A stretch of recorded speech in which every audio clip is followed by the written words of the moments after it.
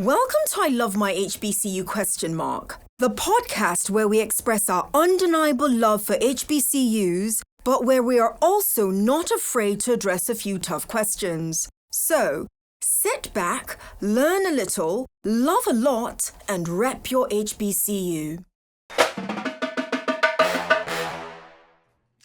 It's another episode and another reason to love your HBCU. The HBCU in the house today is Morehouse College, represented by amazing alum entrepreneur Noel Boadi. Noel, how are you? I'm doing quite well, Doctor. How are you? I'm well. I'm going to start calling you Dr. Boadi. I gave Noel permission to simply call me Tosin. So when he said doctor, I'm like, wait, who's he talking to? No, I Noel. feel as if you. Oh, sorry. Go ahead.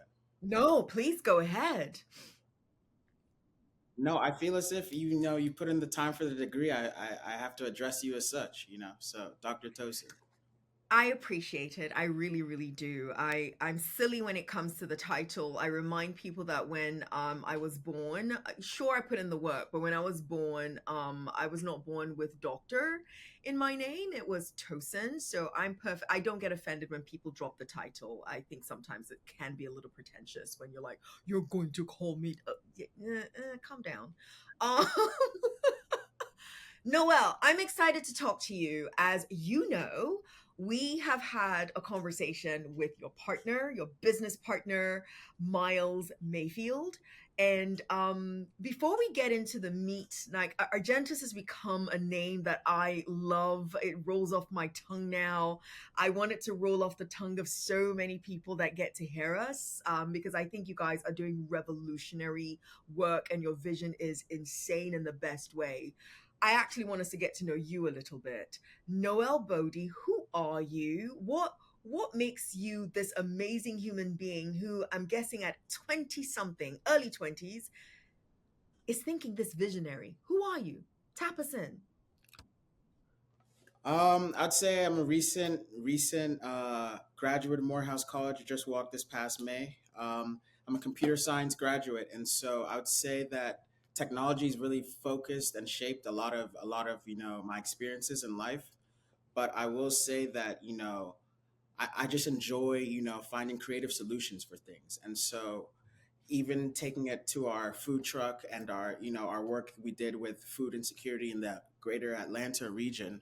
It was first conceptualized because and I'm sure Miles kind of touched on it earlier, but there was no available food in the AUC from 10 p.m. till about 3 a.m. every day. So we started selling during those times, and at first we were just in a common area in a dorm, but having that vision, having that creativity to find solutions that they don't have to be perfect, but you can iterate on the fly, what I'm saying, and make improvements, constant iterations.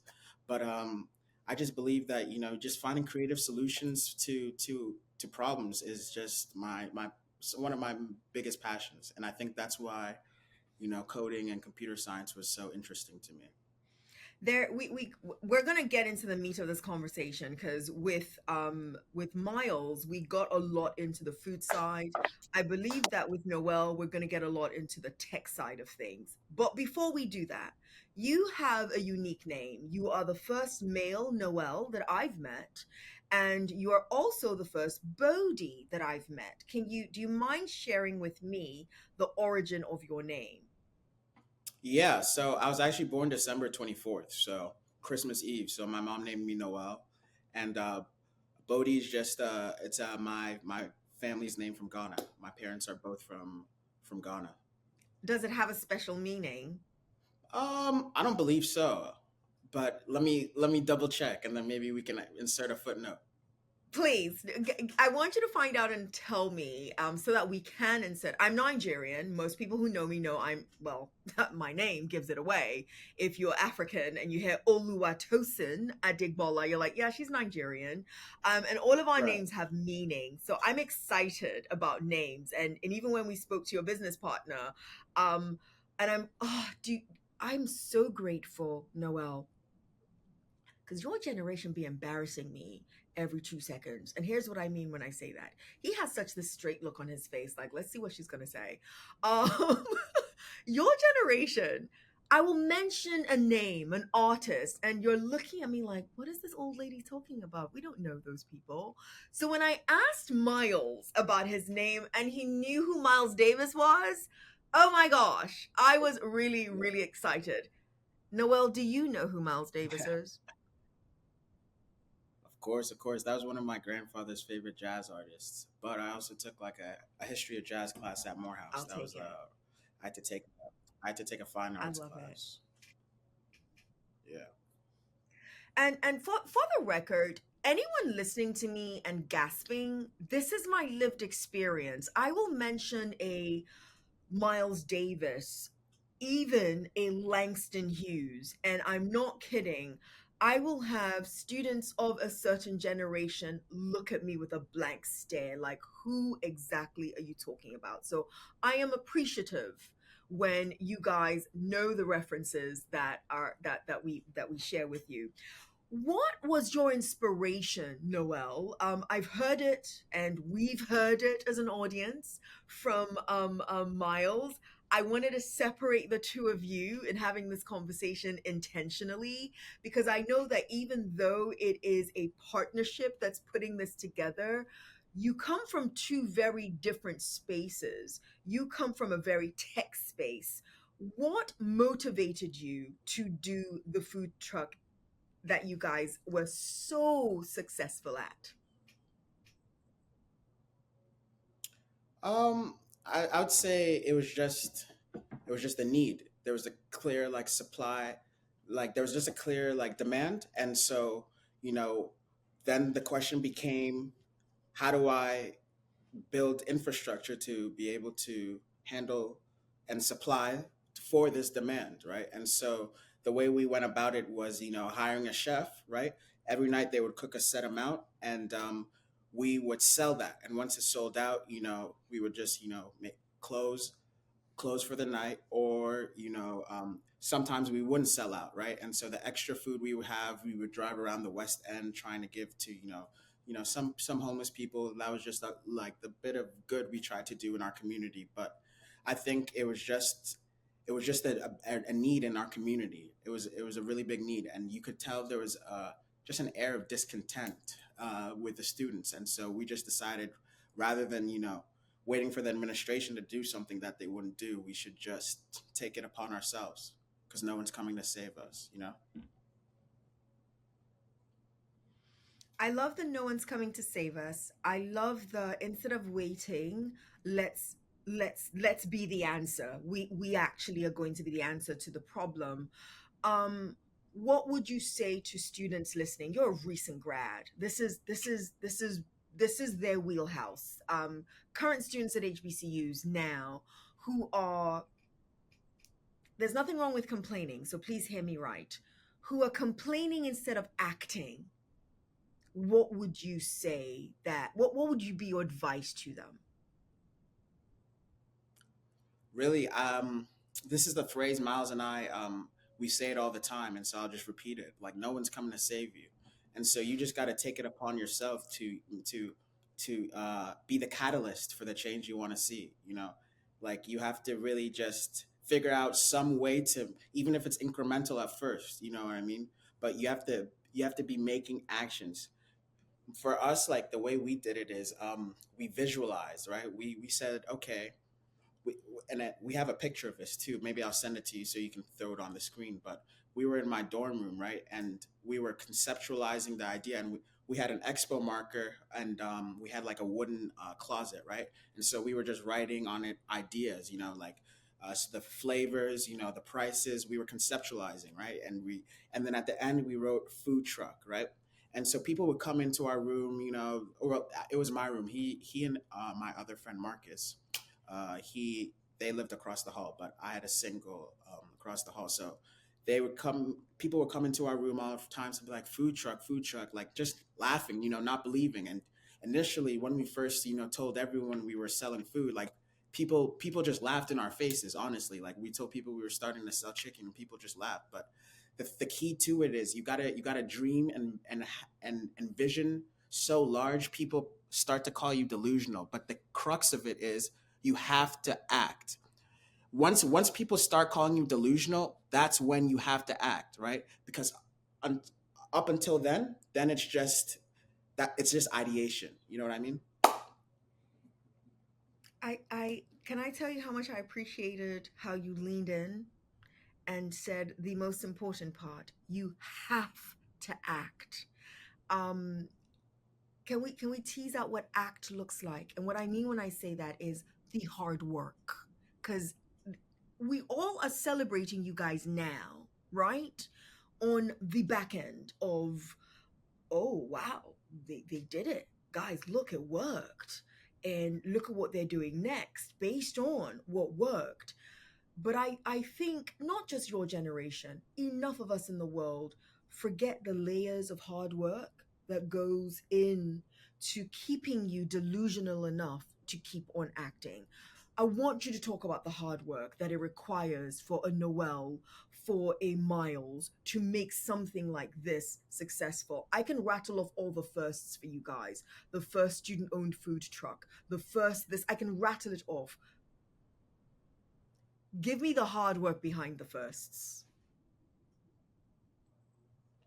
I mean, I it's actually hard to even fathom because some of the nights like I said, just baseline level, every day we were selling, it was from 10 p.m. till about 3 a.m., right? So think about that. We started this our sophomore year spring semester, right? And so we're sophomores in college, we have tests, work, but we were selling food, right? So think about it, after we closed and we cleaned up or we were driving around the west end giving the food out, we would come back in, it's about 3:45, right?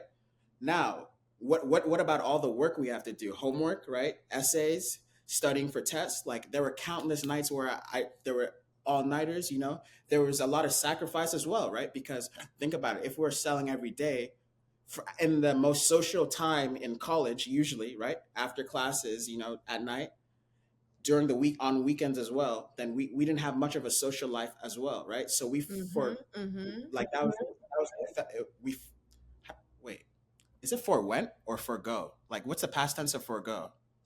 Forwent actually is accurate. Yes. Okay, okay.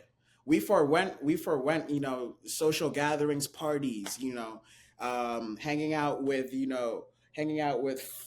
friends, hanging out with girls, all that stuff, just to build something, you know what I mean? And that's the key to it. I mean, it's I don't know. I think it was putting in the time and working hard so that putting and developing the infrastructure and the brand, building the brand so that during junior year, senior year, we were still able to leverage leverage the platform we built and still have fun. You see what I'm saying? So now Absolutely.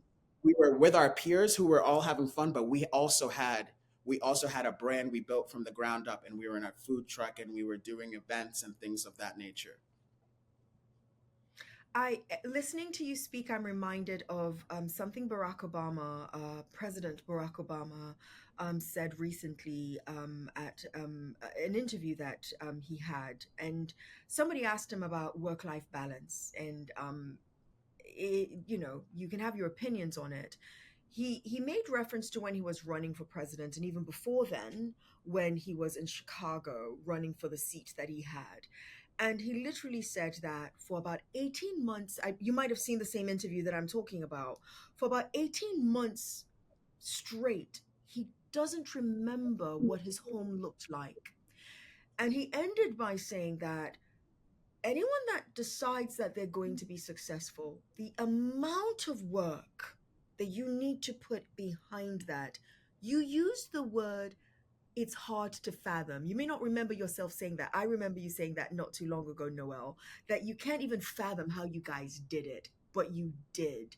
And that is what I'm hoping people hear from you, because it's easy to see how successful you guys became. I know you still have measures of success to go, but it's easy to see the success you guys have. And a college student right now is like, I can do that. But can you put in the work to get to where Noel and his team got to.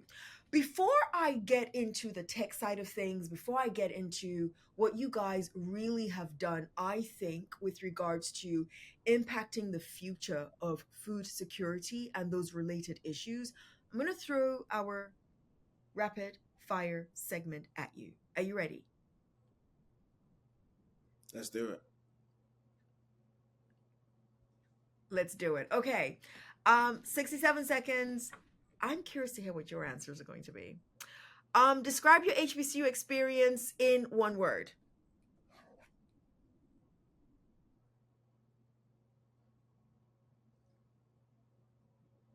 Transformational. You guys are too close. You guys are too close. I'm going to tell you later on what Miles said. If your time in Okay. college, if your time in college was a song, story, or movie, what would it be? Why?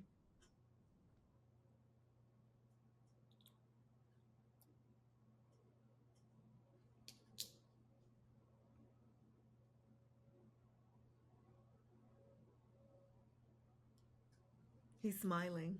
He's smiling. Started from the bottom by Drake. Started from the bottom. This is about to be a good conversation. What would you have wanted to tell your college roommate but didn't? Um, okay, well, I didn't have a college roommate sophomore year when we started. I had a freshman year roommate. His name is David. And then Miles was my roommate for the past 2 years. So, um, okay, something I wish I could have told my roommate. Uh, I wish he would have. I wish he would have let me cook more. He would always be complaining about me cooking. So I would always have to like. I just didn't want to deal with that. So I'd always like just buy Chipotle or something, bro. But every time, like he came to my grad party and he had like 5 plates of jollof and everything. But like the process of me cooking like must be like some I don't even know, man. But he would just be like every time I'd come and he cooking, he'd be like, "What are you cooking, man?" I'm just like, all right. Okay. Bone in or bone out? Uh, it depends on what it is, honestly. It depends on what it is. Okay. Shout out your favorite professor or person at Morehouse College and what did they teach? What do they do? I'm gonna have to. I can't. I gotta have three. I gotta shout Go out three. for it. Go for it. One is Dr. Snowden. He's the president's chief of staff. He like recruited me to Morehouse. It was on the phone with my mom. Seeing my senior year of high school was very integral in me getting the full ride, the Lomax scholarship. The second one is Miss Rhonda Elmore. She is in the Office of Institutional Advancement. She's the one over the Lomax scholarship program. Very integral in my life, and me maintaining that scholarship. And then third would have to be Joseph Carlos. He's the director of alumni engagement. That's my guy, man. It's real breezy, man. That's my guy. I love it. I absolutely love it. I've asked both of you the same questions. I don't always ask people the exact same questions. And I've since eaten up my 67 seconds. Actually, you ate up more of the seconds than I did. Anyway, last question. I'm still going to throw a last question in.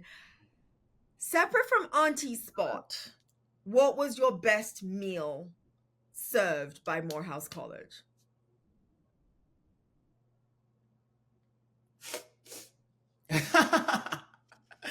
Like an actual food plate, like a food, Sure.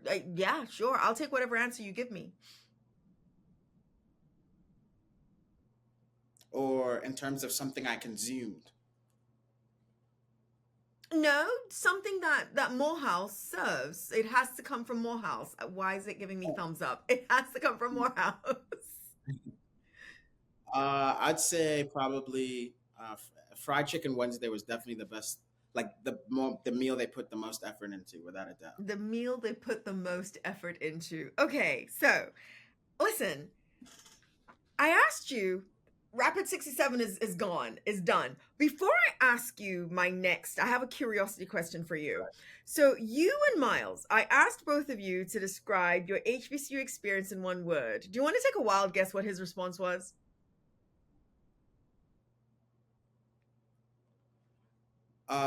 Did he say generational? No, he said transformative. You guys gave the same answer. Wow. I You guys honestly should have said generation. That's my favorite word, but is it was generational. more No, you guys gave the transformational same for me answer. because yeah, just the transfer the person I was in the beginning, and it's very funny because it just has to do a lot with like the relationship Miles and I have because I met Miles and his best friend Marcus, who I mentioned earlier, the first day of school, the first day of freshman orientation, right? Wow. And at first, I wasn't maybe the hugest fan my freshman year of I wasn't the hugest fan of of Morehouse. It was a bit of a rough adjustment, and I would say he was very integral in me, actually enjoying the school because like he would be like he would come to my room when I was just inside, playing games or something. He would be like, "Come on, let's go to this event, let's go here."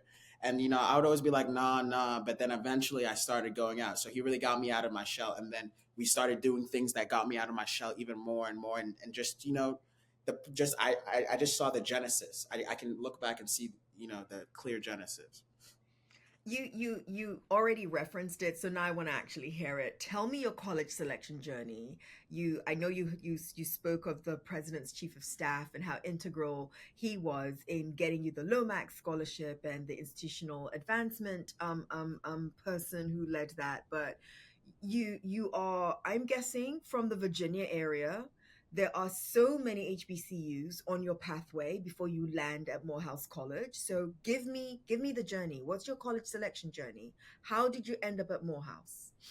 Well, I think it's really important to say. So my mom went to Spelman. She graduated '89. Yes, I believe so. Or yeah, I believe so. '89. Yeah, and so she went to Spelman, as well as my aunt, my other aunt, and one more aunt. So her and like four of her sisters went to Spelman, right? And Wow. so Okay. and that's from Ghana. That's from Ghana. They all like like that was their undergraduate colleges, and so Wow. Morehouse has always been a thing. And my mom has something a story she likes to say, and I don't ever remember it, but I have this I had this like little briefcase I got from in kindergarten, right? My kindergarten teacher, Senora Saavedra, she gave me this briefcase, right? And basically, my mom says that one day I like put on a clip-on tie and I took my suitcase and she was asking me where am I going, and then I said I was going to go see Martin Luther King at Morehouse College. So I guess it's always been in the subconscious, but I genuinely don't remember that. Impressive, impressive, impressive. There's a lot to be said for signs and cues around you that kind of become who you are without even realizing it. Did you look at any other HBCU, or it was because of the history of Spelman around you, it was always going to be something associated with Spelman and Spell House, as we fondly call the two? Yeah, yeah. I didn't apply to any other HBCU now. It was always going to be Morehouse. Yeah. Excuse me. God bless you. God bless you. Wow. Okay, let's shift gears. Um, Agricultural risk and food. Talk about it for me. Yeah, I think the work we're trying to do in Argentis is truly groundbreaking and transformational. I think coming from a technology background, uh, the past 2 years, I this past summer I worked at Intercontinental Hotel Group, and I was in their cybersecurity division, and because of that, I developed like their AI policy. So that their policy on cybersecurity stance on how we use AI tools, right? And so as well as that, I did risk quantification and risk management, right, in the digital realm. And then the summer before that, I did the same thing at Goldman Sachs. And so, coming from that Okay. cyber risk management background, I think it taught me a very unique way of looking at risk management. You see what I'm saying? The way Okay. we quantify cyber risk, it kind of molded the the the overall exoskeleton for what would become Argentis, right? Because when we have risk quantification tools to say if maybe you get hacked, if say there's an organization, right, and you get hacked. um, you get things all the way down to the minute. So how much you would lose by the minute, right? So once you quantify things, you can start scaling up, right? And then you develop a bigger picture. And I think that really inspired the methodology and sort of the vision behind Argentis. Noel, to those who don't know, and are not in your heads, because I think you guys are still building this vision, what is Argentus?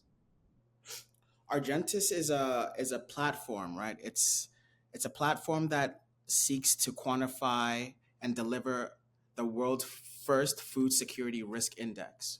And so you may be asking yourself, Wow. what is the food security risk index, right? I think the best way I could best describe it is it's almost like the volatility index for the stock market.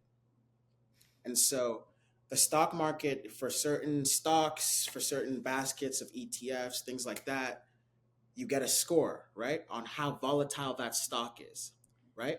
And that's what we want to be able to do for commodities and livestock, right? Commodities in terms of Wow. cash crops like barley, wheat, corn, soy, cocoa, coffee, but as well as for outbreaks and epidemics. So this is more, we envision a tool that is predictive rather than reactive, and that's the key to it. There aren't any tools that sort of are a radar forecast. I would say that's maybe a better comparison.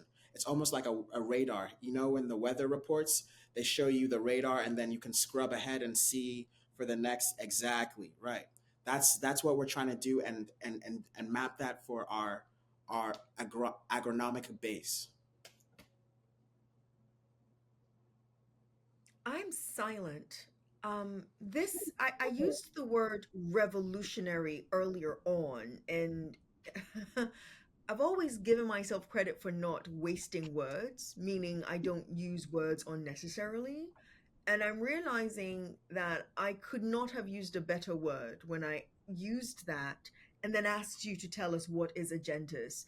It is appearing even to me that my version of what I thought it was so simplified and reductive in comparison to what you are predicting it is going to do. Right. And it's not even that's just the beta, right? Because the key to it is we envision. I think there's a lot of people that benefit from this software, right? From this risk index. Obviously, the first one would be the farmer, right? Because it's their product, right? So they would have, if Yes. if if they upload an image of their crop to our platform, and we give them a disease diagnosis with a confidence score. You know what I mean? That would help them out, of course. But then you have to think about, that's just one customer segment. The next one would be insurers, right? Insurers for the farm, right? Insure for if a climate disaster hits, right? Or for the supply chain movement, right? So say you have a ton. For example, Ukraine is one of the biggest, historically. Now it's been a little often touch and go, but historically has been one of the biggest providers of wheat. um, and so they ship it out on, over water on boats, right? And through other means. So if if there's that travel itself is insured as well, right? And so insurance companies want the best and most precise information to be able to generate their rates. And so that's almost why you hear, have you heard for car insurance how they have that little device that plugs into your car, right? to, and then that's how they calculate your quote. Exactly, they rely on that type of information as well. The third customer segment would be commodity traders and hedge funds, people who trade these commodities actually on the market, right? Yes. It's almost like quantitative, technology, that I brushed into while at Goldman and on Wall Street, right? They need that type of advanced information that delivers insights that are proprietary and that everyone doesn't have access to, right? And then the last customer Absolutely. segment, of course, would be governments. For example, if there was like, for example, my family, my aunt has a chocolate business in Ghana, right? And then one of my family friends has a chocolate company as well. And so I'm not sure if you've heard, but you know how most about 70 to 80% of the world's cocoa comes from Ghana and Ivory Coast, right? The past two Wow. years, there's been a swollen pod disease that's wiped out about half of the yield, right? And so for the past two Yeah. years, we've lost about $48 billion in exports. So think about it. You can think about how for Ghana, right? That's their main cash crop. That's their main commodity, main export. You can think about how that may affect the whole country as a whole. You see what I mean? Yeah. So that's the application for the government itself. But that's just for the crop side, right? For example, if there was an outbreak of swine flu or avian bird flu, right? Our software itself is modulated on computer vision, right? So if you train a model to on what regular, for example, if you train a model on what regular healthy looking cocoa looks like, right? Mhm. And then you Mhm. train it on what images of very, very, diseased cocoa looks like, right? Mhm. And the key to it is you have to really gather data, right? The more data you have, the more edge cases and outliers the machine learning will be able to account for, right? And that's when it becomes more and more accurate, right? But we Absolutely. get all these pictures, right? And we train these models, right? And then we train models on how animals are supposed to act, right? For example, for bird flu, chicken who are infected with bird flu start exhibiting strange behavioral symptoms, right? Okay. So, so if we have a live feed from a chicken coop, right, and it's routed into our platform, right, that and a chicken starts, shedding feathers or starts, attacking other chicken in the coop or starts exhibiting whatever that strange symptom would be, that would flag it, right, and bring it to the Yeah. farmer's attention before, which would essentially and theoretically nip these outbreaks in the bud. You see what I Absolutely. mean? I do. I do. Exactly. And that's why we're trying to Wow. position currently with the government. Yeah. Noel,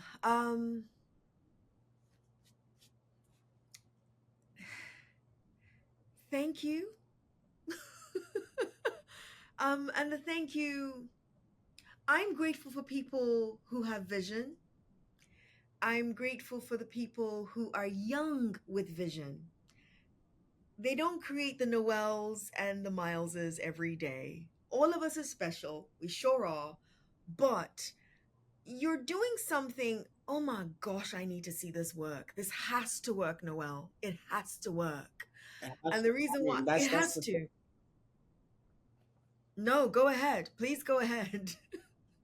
No, it has like that's the thing. And right now it's just a matter of what like the key to it that we right now what we're missing, I believe is a catalyst. And I believe the catalyst comes in one of two manners. It's Okay. either the the the funds we need to fully develop it, right, and get people on board, or it's a Yeah. partnership, right, whether it comes in the partnership in the manner of a large agricultural company like Bayer or John Deere, or whether it comes in the form of a partnership with a agency like EPA, USDA, Yes. DHS, Yes. things like that, right? Yes. That's I think that's the one of the two things. And I think if we just get that within the next 6 to 8 months, we can really and a lot of people call me crazy all the time, but I genuinely think it would change the world. And I'm totally okay with being called crazy, because people called me crazy when I told them I was going to sell chicken. People laughed in my face, you know what I'm saying? Like that, but that's okay, because you just got to believe in yourself, you know what I mean? And here's the thing I always give Miles credit for. Like, I'd say I'm definitely more of a visionary. I ideated, on T Spot. I ideated, Argentis, right?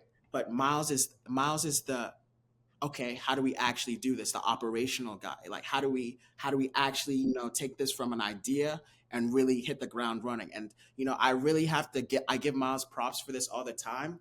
There's not many people who, trust vision. You know what I mean? And I feel like that says a lot about our business, and that's what's going to really take us to the stratosphere. Because I think it's that trust. You know what I mean?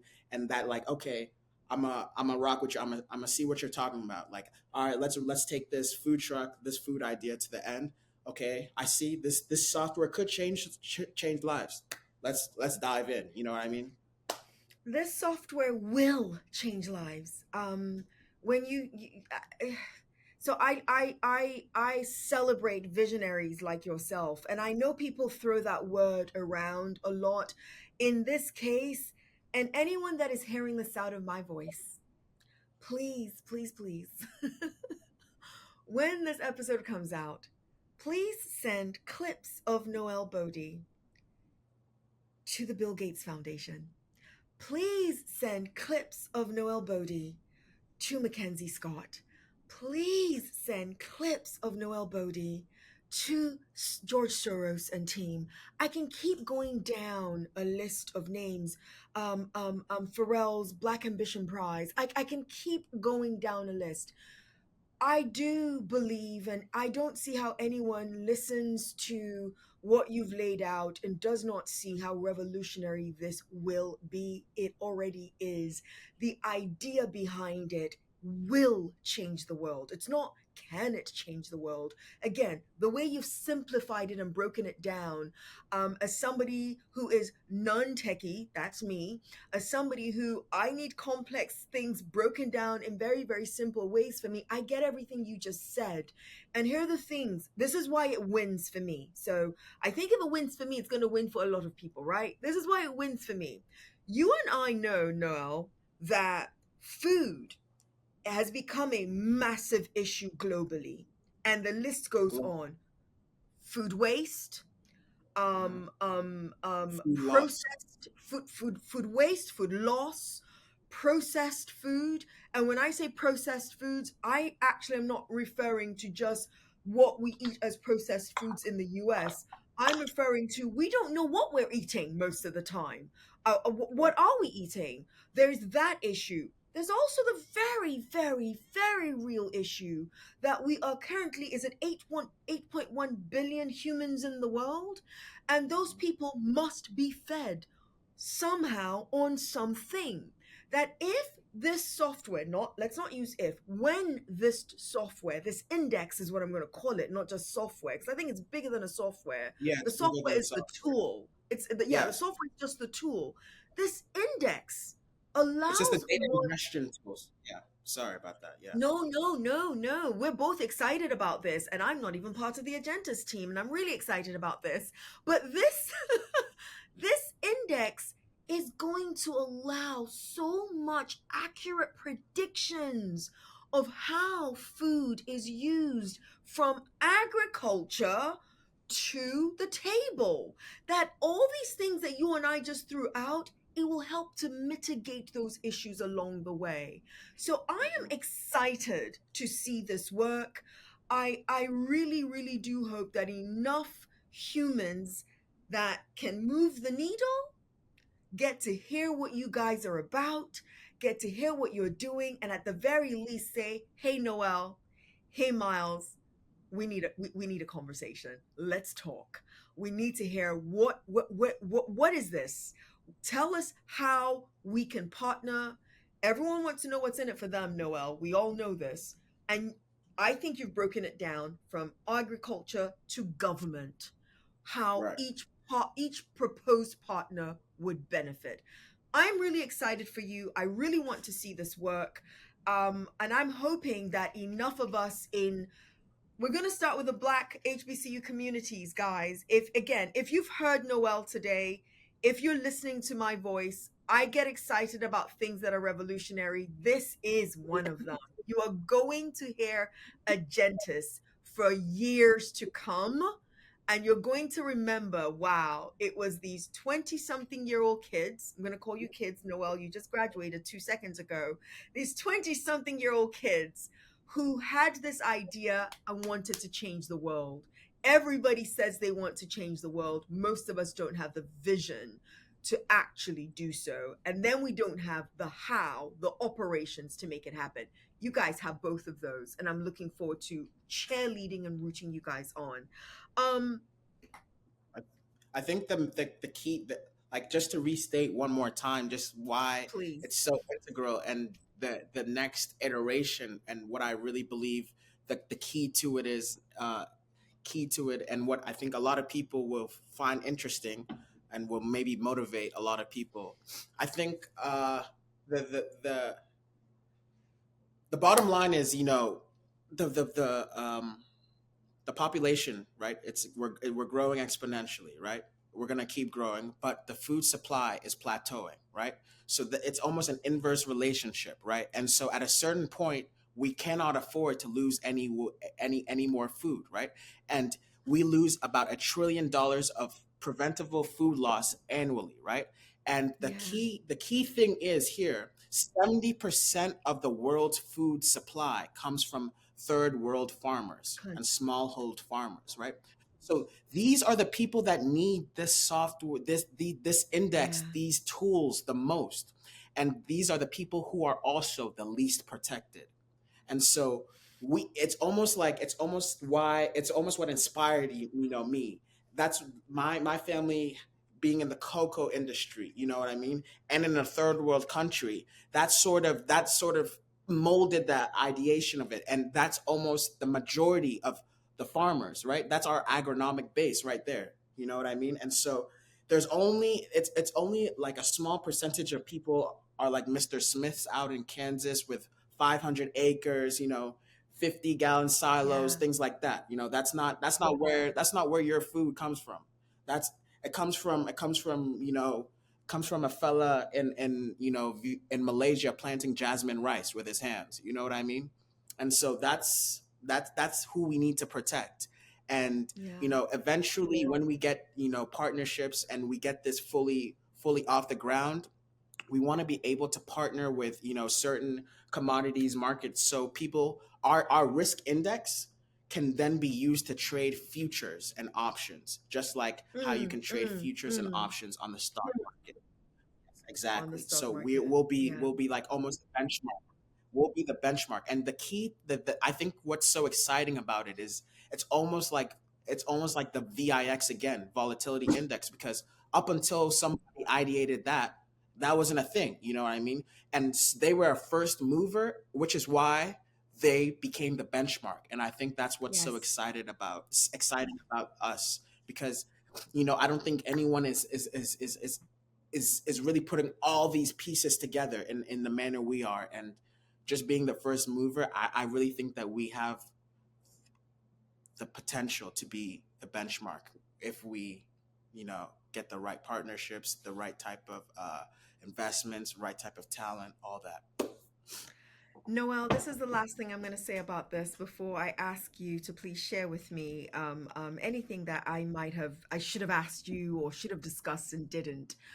Um, Miles mentioned this, and he didn't know this, and I did say it. My favorite phraseology is when people call visionaries delusional. So the last thing I'm going to say is I want you to remain delusional. I want both of you to remain as delusional as your mind will allow.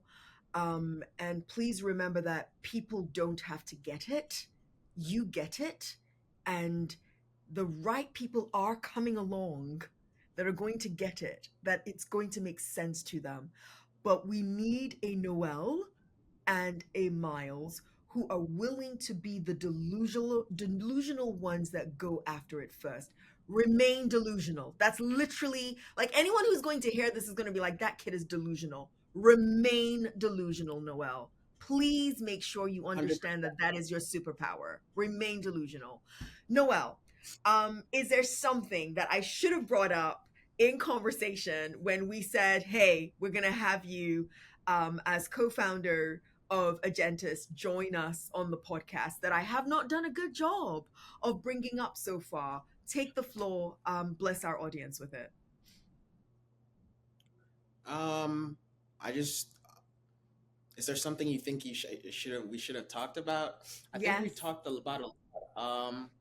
I'd say we talked about my HBCU journey. We talked about Argentis. We talked about the genesis from local food security work to globally or the global mission.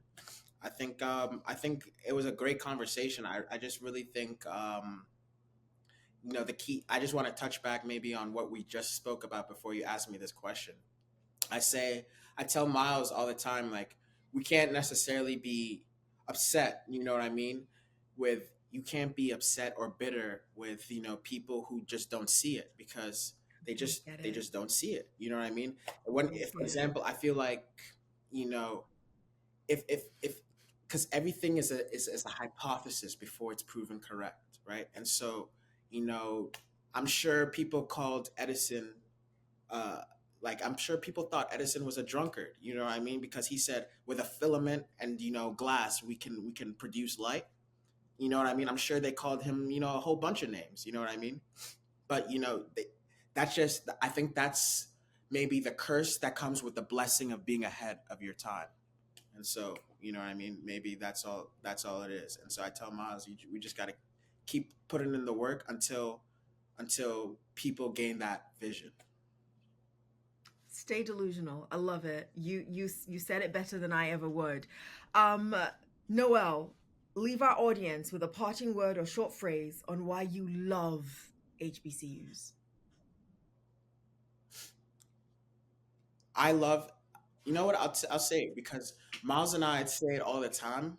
We could not have done the food truck anywhere else. I don't think we could have done it anywhere else other than, I don't think we could have done it anywhere else than an HBCU.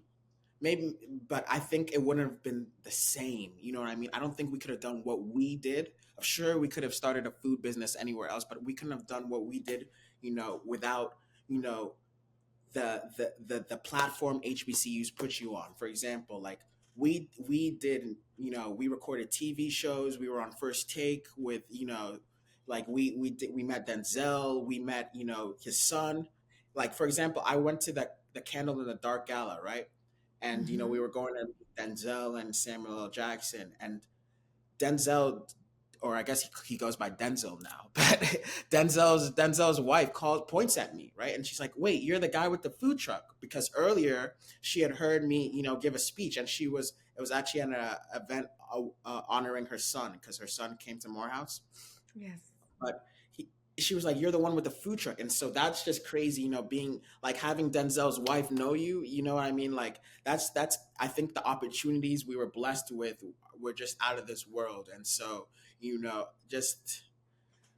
just the platform HBCUs and the room they give you to find yourself, and if you have the ambition to Mm. build, is second to none. And for our community, I think it's necessary, and it instills you with a certain level of confidence and stability.